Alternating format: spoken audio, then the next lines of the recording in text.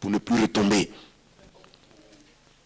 Nous avons fait sa délivrance. Elle a fait un jeûne de 3 jours. Après quoi, on a prié pour elle. Elle a été baptisée du Saint-Esprit. Et je lui ai dit, désormais, même si on marche sur toi, pleure, mais ne dis rien.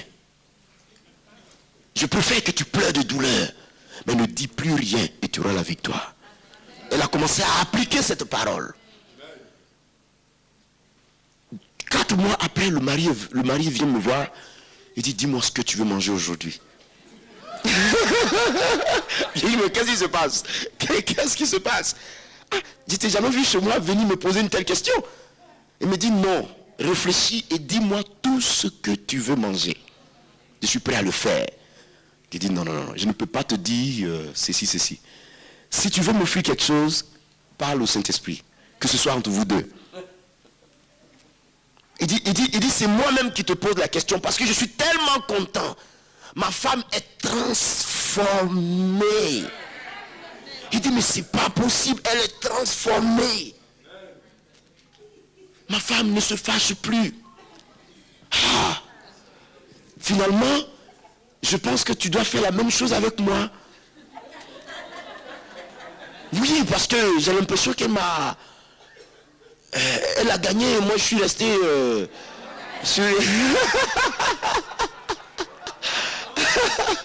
Alléluia. Vous comprenez combien de fois la colère ouvre la porte aux démons. C'est pour ça que Dieu nous enseigne que tu sois lent en colère. Sois lent en colère.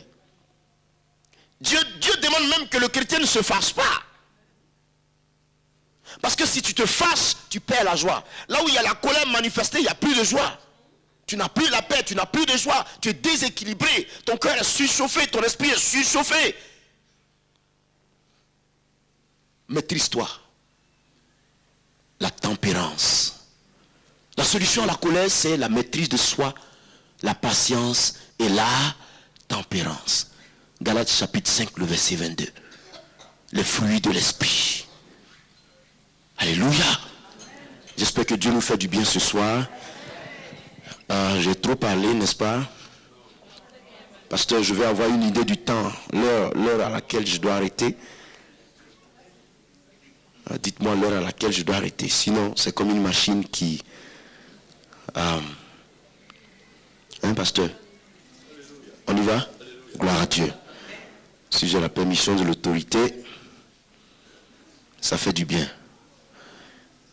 J'aime me soumettre à l'autorité. Parce que ça me bénit moi aussi. Alléluia. Est-ce que ce soir Dieu te fait du bien? Sois lent à la colère. Sois lent à la colère. Ne te fâche pas. Ne te fâche pas du tout. Les démons sont derrière. Souvent, ta vie est correcte. Souvent, tu mènes une vie très correcte. Ça, une vie simple, correcte.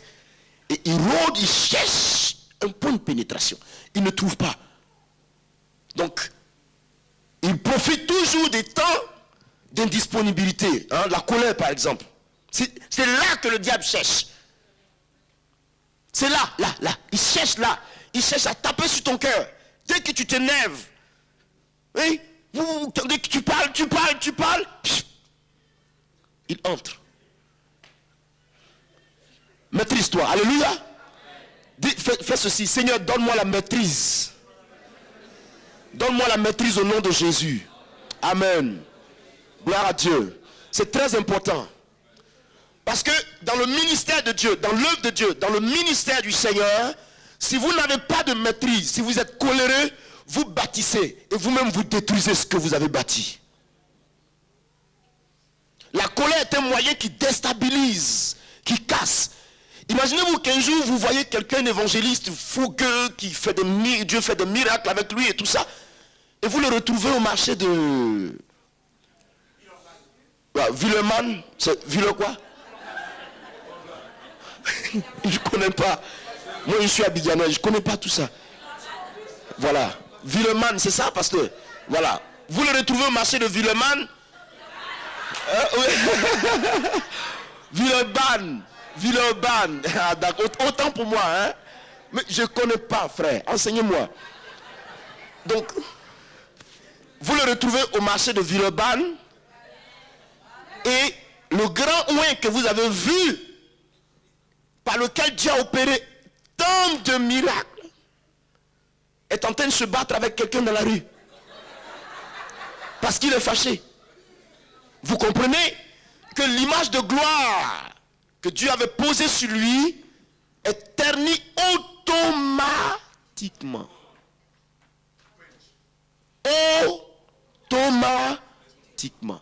Qu'allez-vous penser de lui? Vous douterez de son évangile.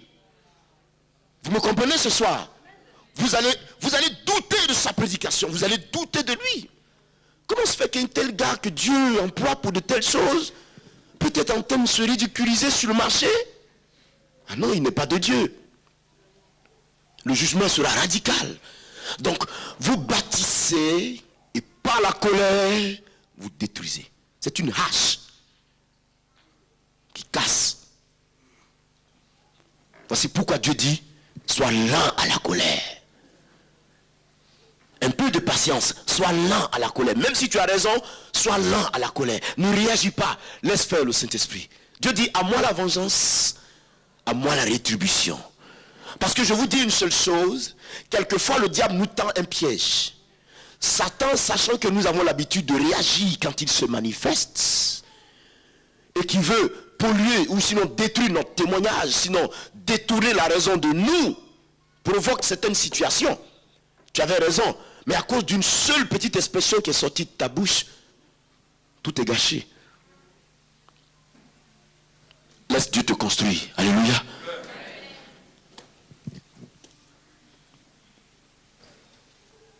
Car la colère de l'homme n'accomplit pas la justice de Dieu.